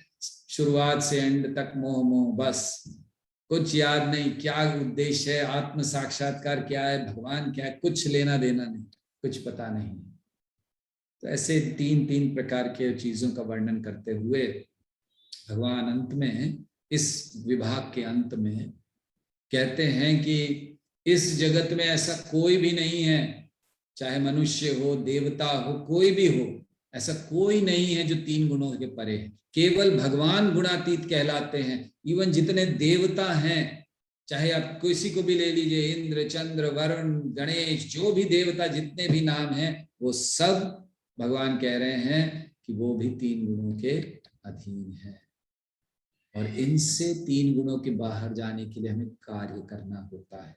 और इसीलिए भगवान 4 प्रकार के लोगों का वर्णन करते हैं, ब्राह्मण, क्षत्रिय, वैश्य और शूद्र, कि अपनी अपनी स्थिति में रहकर भगवान की संतुष्टि के लिए कार्य करना है। तो गुण देते हैं ब्राह्मणों के, क्षमा, दमा, ये सब उनका, कि कैसे शांतिपूर्ण रहता है व्यक्ति, कैसे आत्म संयमी होता है, तपस्वी होता है, शुद्धता में रहता है, ये ब्राह्मण के कुछ लक्षण दिए।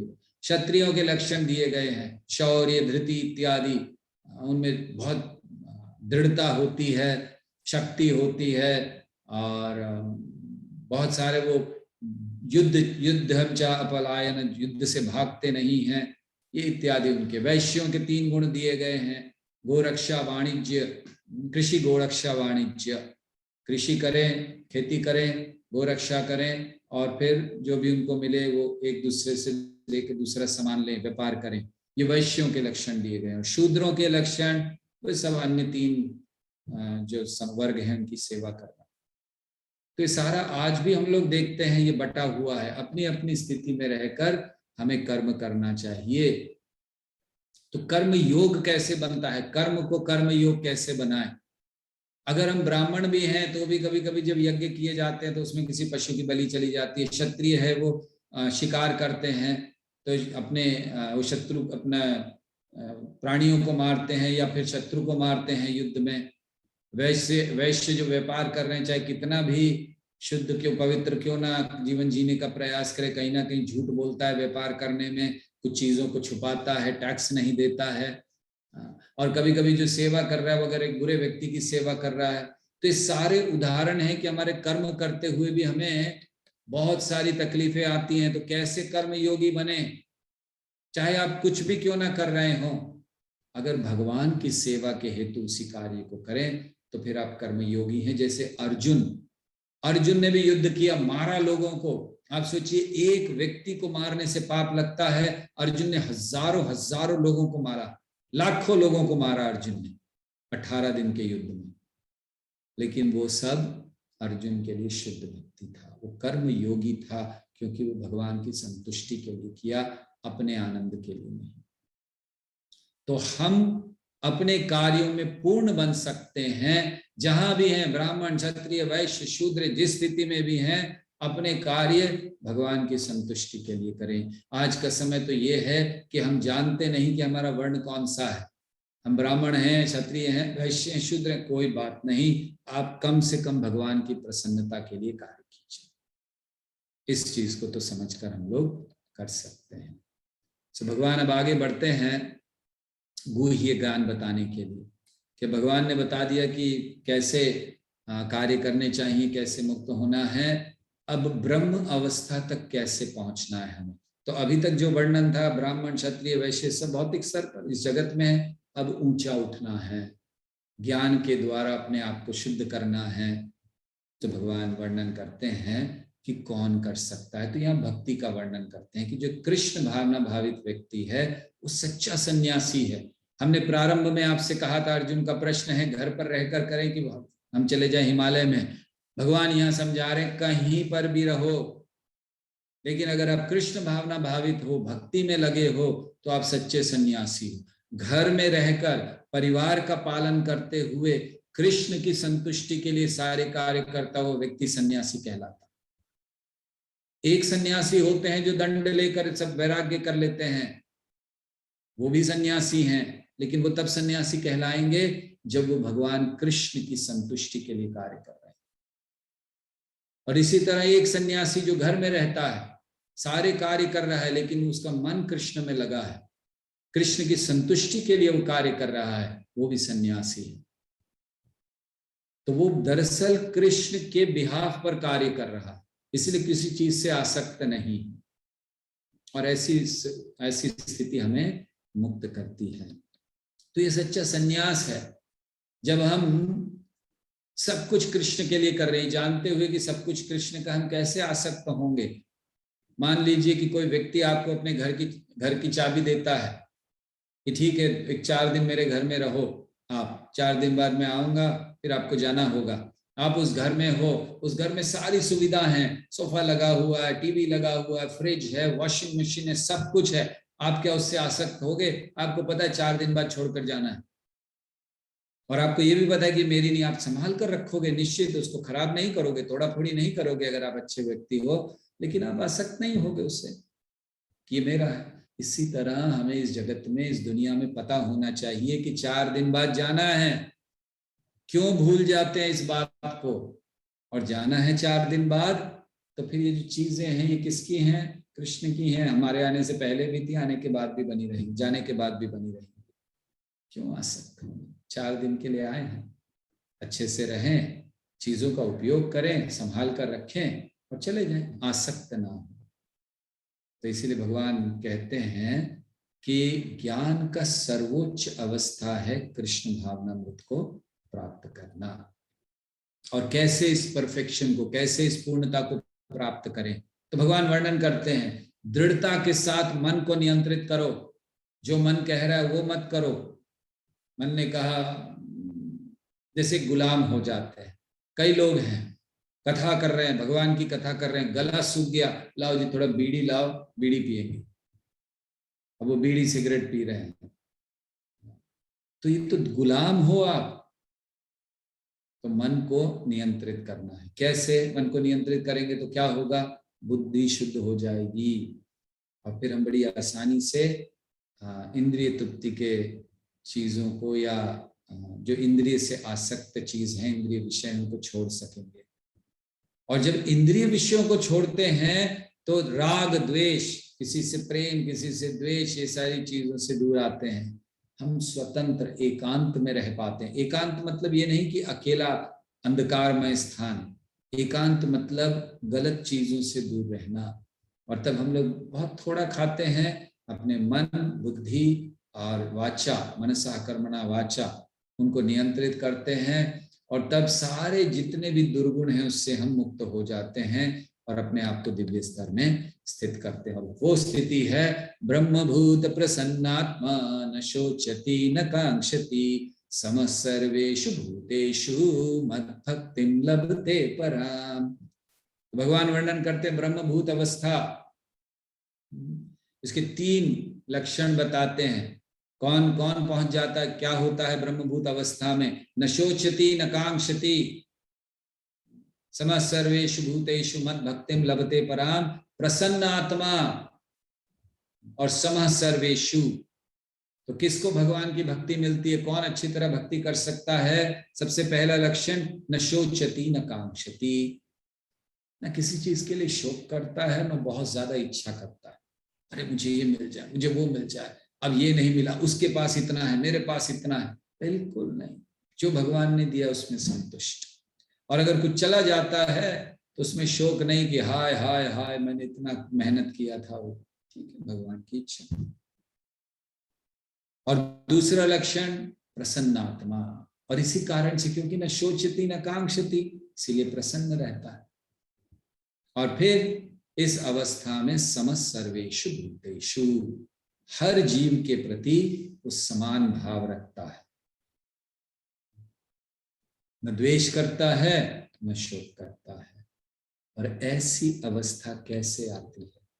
हम भगवान को जब समझते हैं। भगवान को समझने की क्या योग्यता है? भक्त्या माम अभिजानाति यावन् यश्चास्मि तत्त्वतः, ततो मां तत्त्वतो ज्ञात्वा विशते तदनन्तरम्।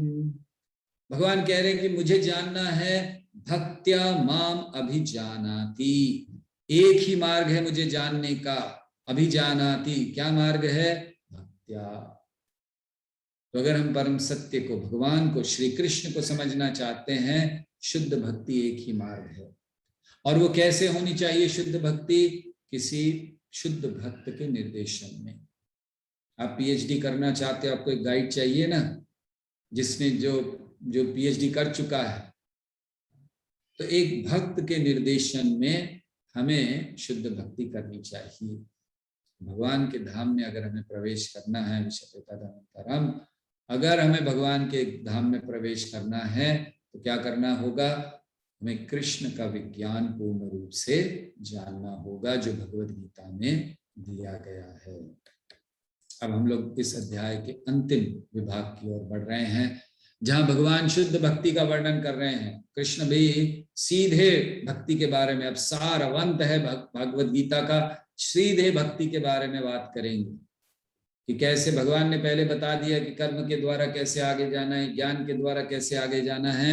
अब सीधा भक्ति के बारे में भगवान कहते हैं, सर्व कर्माणि अपि सदा कुर्वाणो मद्व्यपाश्रयः मत्प्रसादात् वाप्नोति शाश्वतं पदमव्ययम्। पदमव्ययम्, परम स्थान, भगवान का धाम। भगवान कहते हैं मैं खुद व्यक्तिगत रूप से मैं भक्तों को, जो मेरे भक्त हैं उनको मैं रक्षा करता हूं। और यही चीज हम लोगों ने 11वें अध्याय में भी पढ़ी थी, जहां भगवान ने कहा था कि अर्जुन को कहा था कि तेषामहं समुद्धर्ता मृत्यु संसार सागरात् भवामि न चिरात् पार्थ मय्यावेशित चेतसाम्। कि जिनके चित्त मुझ में लगे हैं उनका उद्धार करने के लिए मैं खुद आता हूं। तेषाम अहम समुद्धर्ता, मैं उनका उद्धार करने के लिए आता हूं। और यही चीज को भगवान यहाँ फिर से रिपीट कर रहे हैं कि मैं व्यक्तिगत तौर से रक्षा करता हूं। क्यों रक्षा करते हैं भगवान? क्योंकि भक्त का भाव पूर्ण रूप से उन पर आश्रित रहना है। भक्त कौन होता है? वो जो पूर्ण रूप से भगवान पर आश्रित है। तो इसीलिए भक्त का भाव क्या है? आपका भाव क्या होना चाहिए? अपने कार्य करिए लेकिन पूर्ण रूप से कृष्ण पर आश्रित रहकर। ये भगवान कहते हैं पूर्ण रूप से मुझ पर आश्रित रहो, मेरी चेतना में रहो। तो एक भक्त का, एक दास का क्या भाव होता है? भगवान के आदेशानुसार कार्य करता है, स्वतंत्रता नहीं है उसमें, और वो कभी भी लाभ हानि की चिंता नहीं करता, क्योंकि वो मालिक जाने, बस वो मालिक के लिए कार्य करता है श्रद्धा पूर्वक, बड़ी गंभीरता से। तो कैसे इस भाव को हम कैसे उत्पन्न कर सकते हैं? जो भगवान ने कहा कि मेरे लिए कार्य करो, मेरे लिए कार्य करने का अर्थ ये है, तो कैसे हम लोग इसको उत्पन्न कर सकते हैं? बस भगवत गीता के अनुसार अपना जीवन जीना चाहिए हमें। जैसा श्री कृष्ण ने आदेश दिया भगवत गीता में, वैसा जीवन हमें जीना चाहिए। कृष्ण के आदेशानुसार या कृष्ण के जो प्रतिनिधि हैं उनके आदेशानुसार अपना जीवन चलाना चाहिए। तो क्या फल होगा अगर ऐसा करेंगे? अगर हम कृष्ण के अनुसार, भगवत गीता के अनुसार जीवन चलाएंगे और क्या नहीं चलाएंगे तो क्या होगा? तो भगवान कहते हैं कि अगर तुम इसके अनुसार अपना जीवन चलाओगे, मत प्रसाद तरिष्यसि, जितने भी आपके जीवन में कष्ट हैं आप उससे पार हो जाओगे। मच्चित्ता सर्व दुर्गाणी मत प्रसाद तरिष्यसि, जितने भी कष्ट हैं उन सब से दूर हो जाओगे, नहीं तो बंधन बंध जाओगे। तो कृष्ण भावनामृत क्या है? वो हमें हर प्रकार की चिंताओं से मुक्त करती है। क्यों? कृष्ण हमारे मित्र बन जाते हैं, और मित्र बन गए तो हमारा सब ध्यान रखते हैं। इसीलिए जो कृष्ण भावना भावित व्यक्ति है वो मुक्त है पूर्ण रूप से। सो इसीलिए अर्जुन को प्रेरणा दे रहे हैं कि तुम भी अपना कर्तव्य करो, घबराओ नहीं, हिचको नहीं, बिना हिचक के आप अपना कर्तव्य करो भगवान की संतुष्टि के लिए, मेरी संतुष्टि के लिए। वो तुम्हें हर अवस्था में सुरक्षित रखेगा। देखिए, अर्जुन एक क्षत्रिय है और क्षत्रिय के रूप में उसका स्वाभाविक कर्तव्य है युद्ध करना, लेकिन उसने क्या किया? मैं युद्ध नहीं करूंगा। तो ये उसका अहंकार था, ये उसका अज्ञान था। वो डर रहा था कि मुझे पाप लगेगा, क्या क्या नहीं होगा। यही हम सब की स्थिति है। हम सब भूल चुके हैं भगवान से अपने संबंध को, और इसीलिए हम खुद ही अपने आप को स्वामी मान रहे हैं।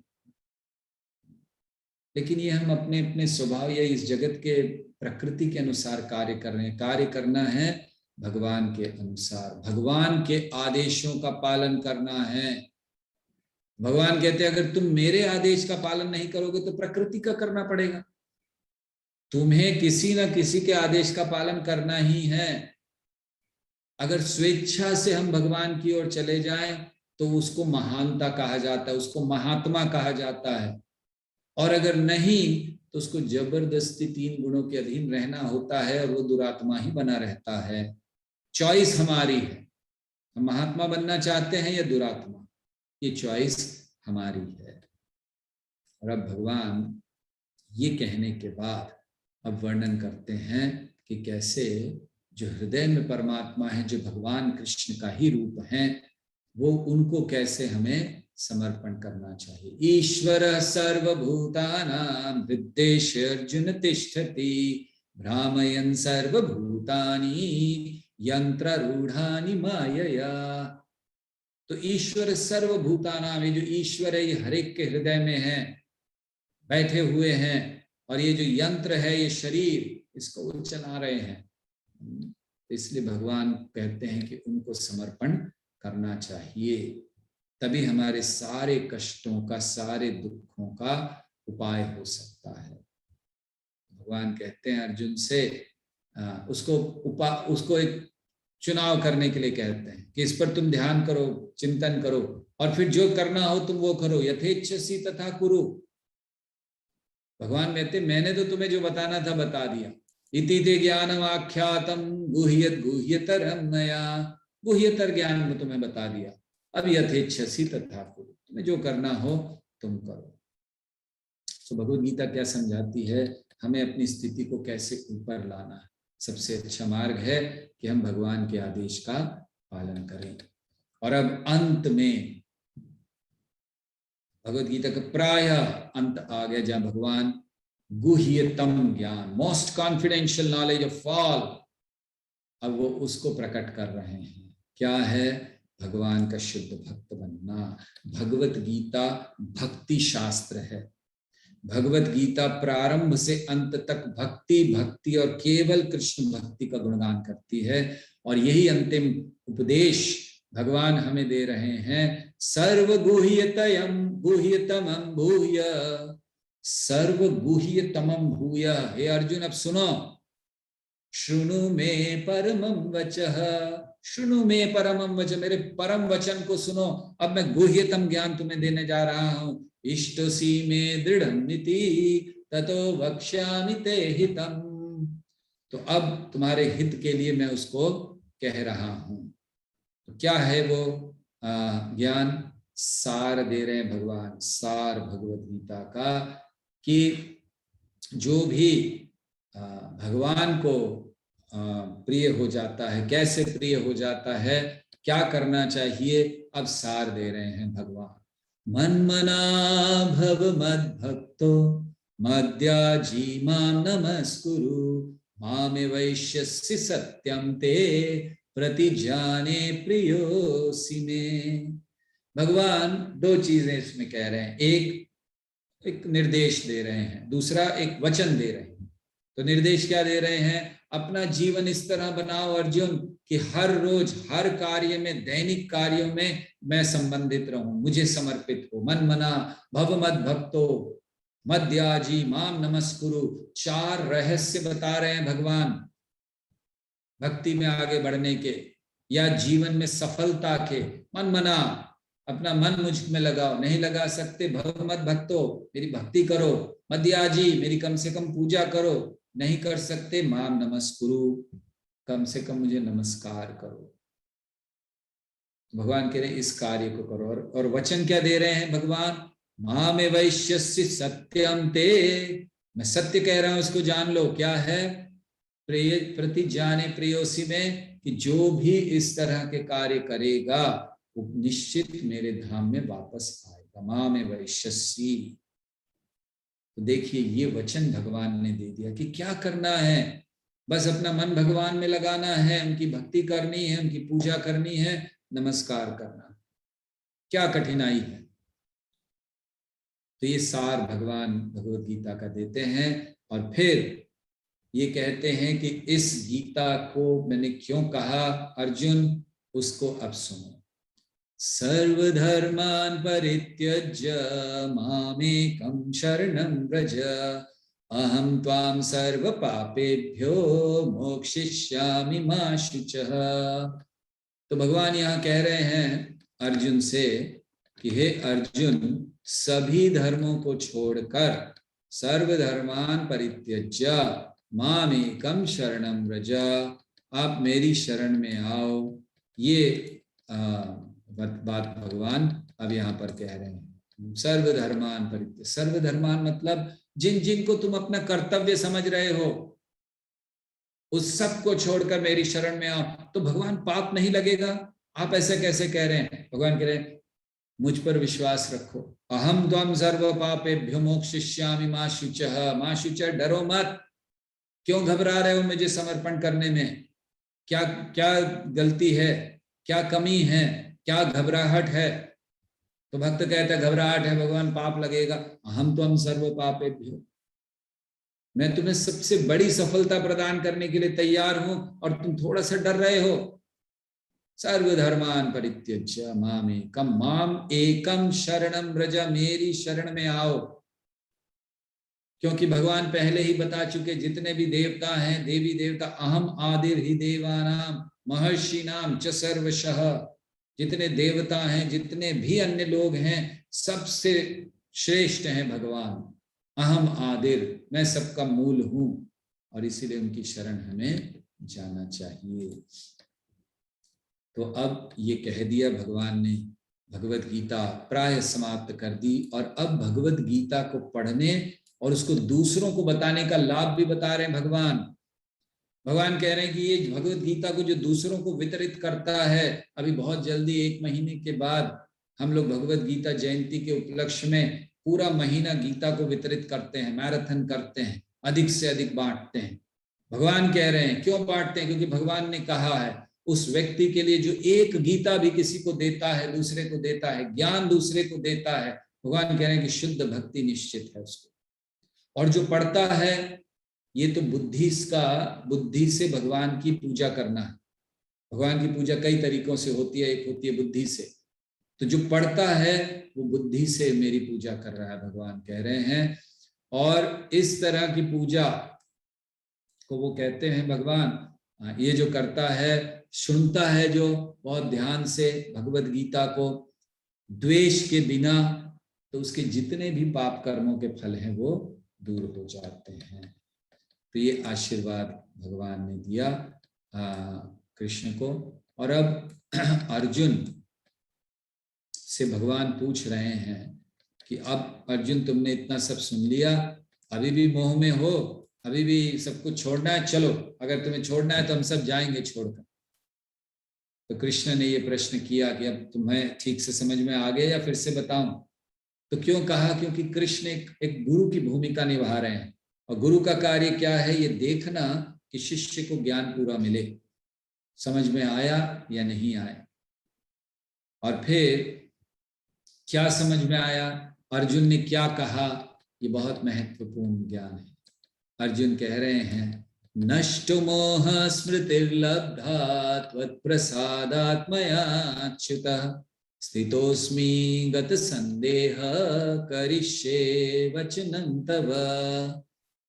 तो कहते हैं, अर्जुन कहते हैं नष्टो मोह, मेरा मोह नष्ट हो गया। नष्टो मोह स्मृतिर्लब्धा, क्या क्या प्रभाव हुआ अर्जुन पर? सबसे पहला नष्टो मोह, जितना मोह था नष्ट हो गया। स्मृतिर्लब्धा, मुझे मेरी स्मृति वापस आ गई, मैं कौन हूं, आपसे क्या संबंध है मेरा।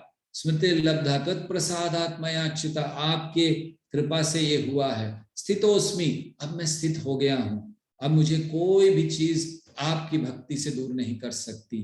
गत संदेह, कोई संशय नहीं रहा, कोई संदेह नहीं रहा मुझे। और फिर करिष्ये वचनं तव, अब आप जो कहेंगे वो मैं करूं। किसको मारना बोलिए? भीष्म को मारना, द्रोणाचार्य को मारना, क्या करना है बोलिए? करिष्ये वचनं तव, ये भगवत गीता। तो मोह से दूर जाने का अर्थ क्या है? हम स्वेच्छा से भगवान से कहें कि करिष्ये वचनं तव, आप जो कहेंगे वो मैं करने के लिए तैयार हूं। कृष्ण भावनामृत में आगे बढ़ने के लिए मैं तैयार हूं। तो मोह को कैसे, हमें मोह से बाहर आना चाहिए? कृष्ण की कृपा से, कृष्ण और उनके शुद्ध भक्तों की कृपा से हम मोह से बाहर आते हैं और कृष्ण भावनामृत का पालन करते हैं। कृष्ण भावनामृत क्या है? कृष्ण के आदेशानुसार जीवन को बिताना, हर कार्य कृष्ण के आदेशानुसार करना कृष्ण भावनामृत है। और इसमें भगवत गीता कैसे हमें मदद करती है? भगवत गीता के माध्यम से हम कृष्ण को समझ पाते हैं, कृष्ण की योजना को समझ पाते हैं, और तब जाकर हम मोह इत्यादि से दूर होते हैं। और अंतिम श्लोकों में, 4-5 श्लोकों में, अब संजय एक भविष्यवाणी कर रहे हैं, अपना साक्षात्कार प्रस्तुत कर रहे हैं। संजय उवाच इति अहं वासुदेवस्य पार्थस्य च महात्मनः संवादम् इमम् अश्रौषम् अद्भुतं रोमहर्षणम्। तो क्या कह रहे हैं संजय कि इति अहं वासुदेवस्य पार्थस्य च महात्मना, ये दो बड़े बड़े लोगों की ये जो बातें सुनकर ये मुझे बहुत हर्ष हो रहा है। संजय कहते हैं कि मेरे रोम, कहते हैं ना कि हमारे हेयर स्टैंडिंग ऑन एंड, बहुत हर्ष हो रहा है मुझे। तो क्या इतना अच्छा था इस संदेश में? भगवान खुद बात कर रहे हैं, खुद बोल रहे हैं। किससे बोल रहे हैं? अर्जुन से, जो उनका महान भक्त है। तो एक तरफ महान मतलब पूर्ण पुरुषोत्तम भगवान और दूसरी तरफ महान भक्त। तो बहुत महत्वपूर्ण संवाद था दो महान लोगों के बीच, जो ना पहले कभी हुआ है, ना भूतो ना भविष्यति, और ना आगे भविष्य में लेगा। तो इसीलिए बहुत अद्भुत कहा गया है इसको यहाँ पर, अद्भुतम। और कैसे हम अपने जीवन को प्रसन्न बना सकते हैं, सफल बना सकते हैं, हमें अर्जुन के ही पद चिन्हों पर चलना चाहिए और कृष्ण को समझने का प्रयास करना चाहिए। और संजय भूलते नहीं हैं कि ये सब मुझे ज्ञान कैसे मिला, ये अवसर कैसे मिला, व्यास प्रसादात, व्यासदेव के प्रसाद कृपा से। सो भगवान, बहुत महत्वपूर्ण चीज इस श्लोक के द्वारा हम समझ सकते हैं कि अगर हमें कृष्ण को समझना है तो सीधे नहीं, लेकिन आध्यात्मिक गुरु के प्रसादात कृपा से। एतद् गुह्यम अहम पारम योगम योगेश्वरात् कृष्णा साक्षात। तो ये मैं कैसे समझ पाया सब? व्यास प्रसादात। तो संजय ये बता रहे हैं कि मैं सीधे कृष्ण को देख पाया, सुन पाया, केवल व्यासदेव की कृपा है। और इसीलिए संजय उस संवाद में जो जो उसने देखा उसको स्मरण करते हुए बड़ा आनंद आ रहा है। उसने उस समय विश्व रूप भी देखा था जो वर्णन किया था। और अब अंतिम श्लोक कहता है वो, यत्र योगेश्वरः कृष्ण यत्र पार्थो धनुर्धरः तत्र श्री विजयो भूतेर्ध्रुवा नीतिर्मतिर्मम। तो कह रहे हैं प्रारंभ हुआ था भगवत गीता का, जहां धृतराष्ट्र ने एक प्रश्न किया। धृतराष्ट्र उवाच, क्या प्रश्न किया? क्या हुआ युद्ध में, क्या हुआ, सब लोग जमा हुए, क्या हुआ? और संजय यहाँ उत्तर दे रहा है कि कृष्ण और अर्जुन को कोई परास्त नहीं कर सकता, आपके लिए कोई आशा नहीं है। यत्र योगेश्वरो कृष्ण, जहां कृष्ण है सारे योगों के ईश्वर, यत्र पार्थो धनुर्धरा, जहां उनका भक्त है पार्थ, तत्र वहां श्री विजयो भूते, वहां ऐश्वर्य और विजय तो निश्चित है। ध्रुव, ध्रुव मतलब निश्चित है। और ये मतिर्ममा, ये मैं अब समझ पाया भगवत गीता जानकर। तो भगवत गीता का प्रारंभ का शब्द है ध, धृतराष्ट्र उवाच धर, और अंत का शब्द है म। इनके बीच में जो है वो है धर्म। तो सच्चे धर्म की परिभाषा, सच्चे धर्म को भगवान ने बताया इस भगवत गीता में, इस भगवत गीता के माध्यम से। और अगर हम लोग इस गीता को अपने जीवन में उतारते हैं तो निश्चित बड़ी सरलता से हम अपने जीवन को सफल कर पाएंगे, सच्चे धर्म को समझ पाएंगे, भटकेंगे नहीं यहाँ वहां, और जो हमारी गति है, हमारा लक्ष्य है, उसको प्राप्त कर सकेंगे। हरे कृष्णा कृष्ण कृष्णा हरे हरे, हरे राम राम राम हरे हरे। हरे कृष्णा। बहुत बहुत धन्यवाद आप सबका। इतने समय 18 अध्यायों तक, आप में से कई लोग 18 अध्यायों तक साथ में रहे। जो लोग क्विज भरते हैं उनके लिए फॉर्म आ चुका है चैट बॉक्स में, कृपया उसमें भर दें। मीनवाइल आपके कोई प्रश्न हो तो उसको करें। उससे पहले अगेन आप सबका बड़ा धन्यवाद देना चाहते हैं कि ये बहुत बड़ा यज्ञ था। 18 अध्याय भगवत गीता के सार में सुनना, आप लोगों को भगवान ने बड़ी शक्ति दी तभी आप लोग सुन पाए, नहीं तो ये बहुत बड़ी चीज है। कई लोग भगवत गीता घर में पड़ी रहती है सालों तक, कभी खोल कर नहीं देखते क्या है भगवत गीता में। और आप सब ने तो 18 के 18 अध्याय क्या है पूरा समझ में आ गया आपको। सो इसीलिए आप सबको हम बधाई देना चाहते हैं। We would like to congratulate all of you. आप सब बधाई के पात्र हैं कि आप सब ने 18 अध्यायों को पूरा सुना। तो बहुत बहुत धन्यवाद, हमें बड़ी प्रसन्नता है। जैसे हम अध्याय के अंत में भगवान कह रहे हैं कि जो उसको सुनता है, बोलता है, प्रचार करता है, सबको लाभ मिलता है। तो आप लोगों ने सुना, आपको तो बहुत लाभ मिला, और साथ साथ में आपने हमें बोलने का अवसर दिया, तो निश्चित हमें भी थोड़ा सा लाभ मिला होगा। वैसे यहाँ चैट बॉक्स में आप देख सकते हैं कि आपको कई लिंक भेजे जा रहे हैं, 2 लिंक। एक लिंक है जो क्विज का है, दूसरा लिंक है, हम लोगों ने एक अभी सर्विस अगले 2-3 दिन में शुरू कर रहे हैं कि आपके कोई भी प्रश्न होंगे तो आप उस पर पूछिए। आपको हम लिखित तो नहीं, ऑडियो के रूप में या अन्य रूप में उसके आंसर्स देंगे। सो पिछले कुछ पहले के भी कुछ प्रश्न आप सबने पूछे हैं, और उनका और आप जो प्रश्न पूछेंगे तो आप उस लिंक को कॉपी कर लीजिए।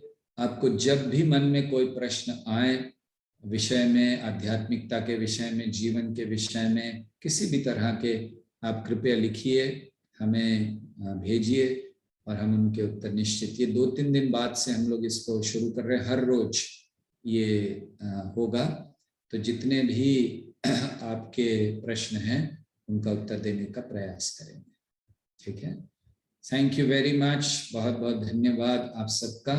Let's take some question answers, कुछ प्रश्न उत्तर लेते हैं। शेफाली, क्या प्रश्न है आपका? सॉरी, शेफाली, यस, अनम्यूट कीजिए अपने।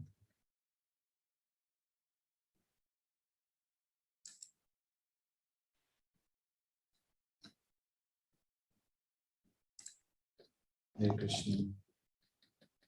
प्रभु जी, आवाज आ रही है मेरी? हाँ जी।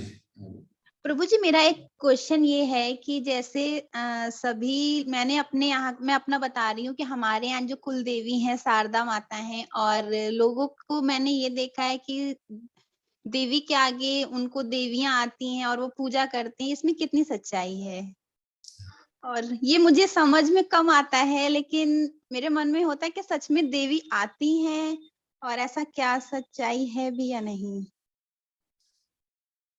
वेल, ऐसा है कि जहां तक हमारा मानना है, एक दृष्टि कि देवी नहीं आ सकती ये कहना भी सही नहीं है, यानी देवी आ ही नहीं सकती।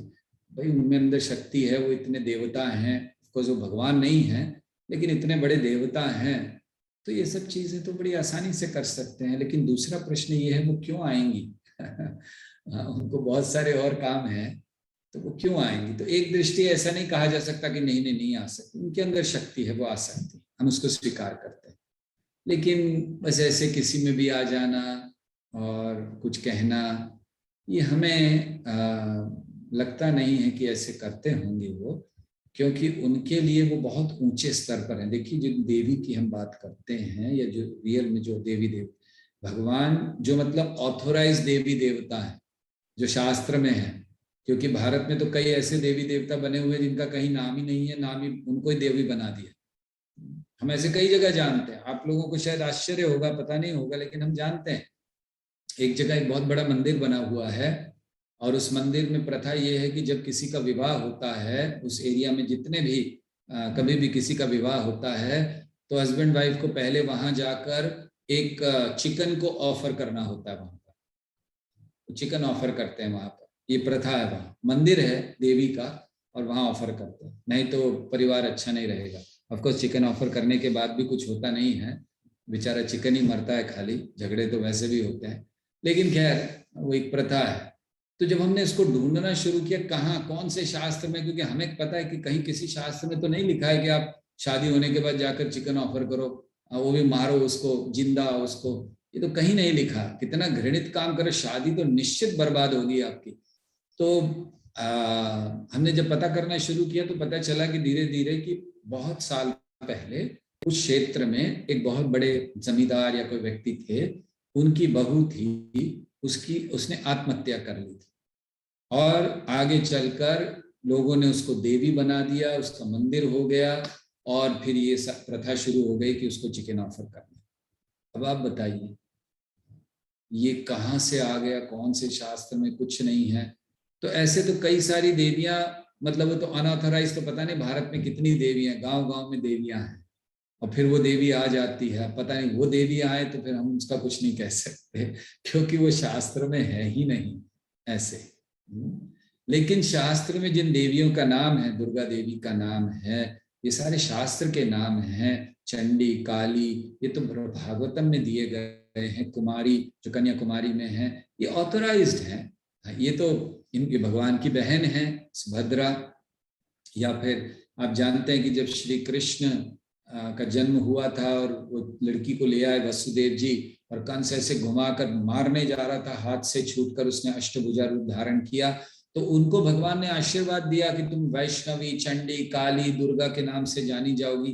तो ये तो देवी हैं, हम इनको स्वीकार करते हैं। लेकिन इसके अलावा ऐसी कई देवियां हैं जिनके शास्त्र में कई वर्णन नहीं, उनके मंत्र भी बन गए हैं, सब कुछ हो रहा, मंदिर बन गए हैं। खैर मंत्र तो आजकल लोग किसी का भी बना देते हैं। हमें अभी कुछ समय पहले किसी ने भेजा था कि जीसस का मंत्र बना दिया गया है। जीसस का कहाँ, वो शास्त्र में कौन सा मंत्र उसका है, नमो जीसस देवाया, पता नहीं जो भी मंत्र हो, लेकिन है तो ये सब बनाना, ये सब मतलब ऐसे कलयुग है। इसलिए सबसे पहले प्रामाणिक और अप्रामाणिक देवियों को अलग कर दीजिए, और फिर जो अप्रामाणिक देवियां उनकी चिंता ही मत कीजिए। अरे कोई 200-300 साल पहले मर गई, आत्महत्या कर ली उसने दुखी होकर, वो देवी कहाँ से हो जाएगी? तो खैर ये चीजें, अब ये है कि उनकी बात ही नहीं कर रहे, लेकिन जो प्रामाणिक हैं उनके अंदर शक्ति है, वो कुछ भी कर सकते हैं। लेकिन साधारणतः ऐसा होता नहीं है कि वो इस तरह से आए देवियां। तो हमें ज्यादा उस पर ध्यान नहीं देना चाहिए, हमें अपनी भक्ति को बढ़ाना चाहिए। ठीक है, ओके। नम्रता, थोड़े प्रश्न चैट बॉक्स में भी हैं, अभी चैट बॉक्स के प्रश्न भी लेंगे। हाँ, यस नम्रता। प्रभु जी, मतलब मैं तो हाथ ऊपर की थी बस अपना ग्रेटिट्यूड एक्सप्रेस करने के लिए, बिकॉज ये केवल आपके ही वजह से ये संभव हो पाया है कि हम लोग 18 चैप्टर जो भी था वो अटेंड कर पाए हैं, एंड जो भी एसेंस था इस भगवत गीता का हम लोग ज्ञान जो है वो ले पाए हैं, एंड अपने तरह से पूरी कोशिश करेंगे उस चीज को अपनी रियल लाइफ में उतारने की। बट एक अभी प्रश्न मतलब माइंड में आया है कि जो देवी देवताएं होते हैं, क्या वो उनको भी लाइक मतलब जो देवी हैं उनका बॉडी जो है वो जनरली फीमेल की है, तो क्या वो भी मतलब जो फीमेल की प्रवृत्ति होती है वो भी उनके अंदर होती है? जैसे मतलब मैं आपसे एक बार प्रश्न पूछी थी कि हम तो जनरली सोल हैं, तो फिर हम मतलब फीमेल के लिए अलग बताया गया है एंड मेल के लिए अलग, तो उसमें से एक था कि हाँ मतलब प्रवृत्ति जब हम बॉडी लेते हैं तो उसकी प्रवृत्ति हमारे साथ आती है इस बॉडी के साथ, तो क्या देवी देवताओं में भी ऐसा कुछ होता है? निश्चित होता है, क्योंकि जब देवी देवता भी, ये भगवान तो नहीं है और वो भी बॉडी लेते हैं, मटेरियल बॉडी, तो उनके साथ भी होता है, लेकिन उनके अंदर वो भावना नहीं है जो एज अ ह्यूमन फीमेल हमारे अंदर है। क्योंकि ह्यूमंस में और डेमीगॉड्स में अंतर है, जैसे पशुओं में और मनुष्यों में अंतर है। मनुष्य ऊंची श्रेणी के हैं, तो पशुओं में भी हम देखते हैं मेल फीमेल होते हैं, लेकिन उनके जो फीमेल हैं और जो मनुष्यों में फीमेल हैं उनमें बहुत अंतर है, उनका भाव ऐसा नहीं होता। इसी तरह मनुष्यों में और जो डेमीगॉड्स की फीमेल्स आती हैं या देवियां हैं, उनमें अंतर है।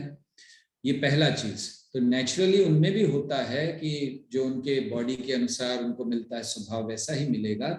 तो देवताओं में और देवियों में भाव का अंतर होता है, लेकिन जो मनुष्यों में फीमेल्स हैं और जो डेमीगॉड्स में फीमेल हैं उनमें अंतर होता है, वो सेम नहीं भाव होता। पहली चीज। दूसरा चीज, डेमीगॉड्स में भी ग्रेडेशंस हैं, श्रेणियां हैं। जैसे एक ऑर्डिनरी डेमीगॉड्स हैं और एक कंट्रोलिंग डेमीगॉड्स।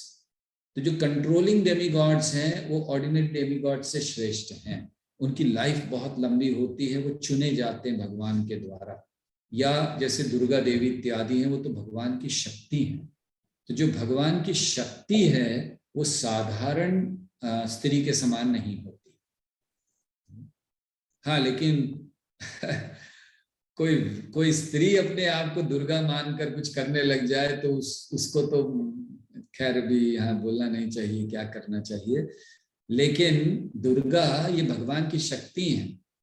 तो भगवान की शक्ति, इसमें साधारण दुर्गुण, साधारण स्त्रियों के स्वभाव ये सब नहीं हो सकते। उनमें एक ही होता है, भगवान की संतुष्टि के लिए कार्य करना। लेकिन आजकल समाज में आप देखते हो कि कई ऐसी स्त्रियां हैं जो अपने आप को दुर्गा घोषित कर देती हैं, हाथ में त्रिशूल लेकर घूमने लगती हैं। वो इतना छोटा सा त्रिशूल होता है जिससे पता नहीं खुद भी नहीं मरे, किसी को नहीं मार सके। ये सब ये धोखाधड़ी की बातें जो हो रही हैं, तो उनसे दूर रहना। लेकिन हाँ, जो दुर्गा है भगवान की शक्ति है, हम उनको स्वीकारते हैं क्योंकि भागवतम ने स्वीकारा है, और उनमें वो भाव नहीं होता। लेकिन जो देवियां हैं, अन्य देवियां, उनमें निश्चित, क्योंकि देवताओं की पत्नियां हैं, उनमें भी ये भाव रहता है, स्त्री भाव, लेकिन फिर भी साधारण मनुष्य स्त्री से थोड़ा अलग होता है। ठीक है Namrata? Yes Prabhu ji. Thank you. Okay, कुछ चैट बॉक्स में प्रश्न है एक दो, तो उनको ले लेते हैं। एक है कि अगर हम लोग सही व्यक्ति को दान देते हैं, सही स्थान पर देते हैं, लेकिन व्यक्ति लोभी हो जाता है और बहुत मांगता है, तो क्या करना चाहिए? सबसे पहले ये जान लीजिए कि अगर व्यक्ति बहुत मांगता है तो वो सही व्यक्ति नहीं है।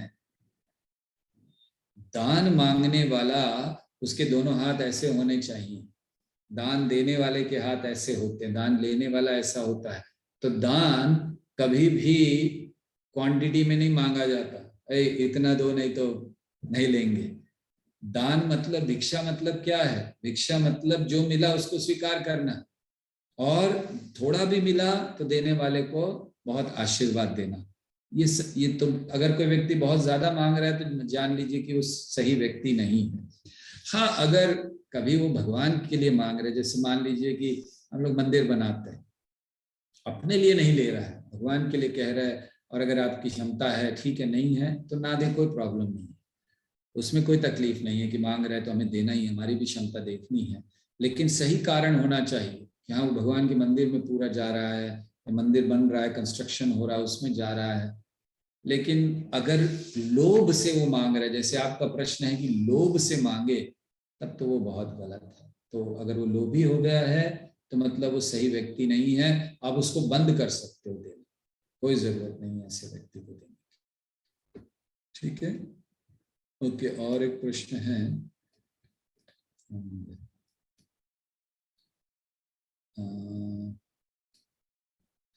हाँ, देवताओं में भी वर्ण होते हैं क्या? ब्राह्मण, क्षत्रिय, वैश्य और शूद्र? नहीं, देवताओं में वर्ण नहीं होते, लेकिन देवताओं में श्रेणियां होती है। जैसे हम अभी भी बता रहे थे, तो देवताओं में श्रेणियां होती, कर्मजा देवता होते हैं, नियंत्रक देवता होते हैं, मतलब जो कर्म से देवता बनते हैं। जो नियंत्रक होते हैं, ये इंद्र आदि, ये कर्म से नहीं बनते, इनको भगवान चुनते हैं। लेकिन कई देवता कर्म, आपने ये कर्म किया, आप स्वर्ग में गए आनंद लेने के लिए, फिर वापस आ जाओ, तो वो कर्मजा होते हैं। तो उनमें श्रेणियां होती हैं, लेकिन ये चार वर्ण, ब्राह्मण, वैश्य, शूद्र इत्यादि, देवताओं में नहीं पाए जाते हैं, ये मनुष्यों की श्रेणियां हैं। ओके, और कोई प्रश्न?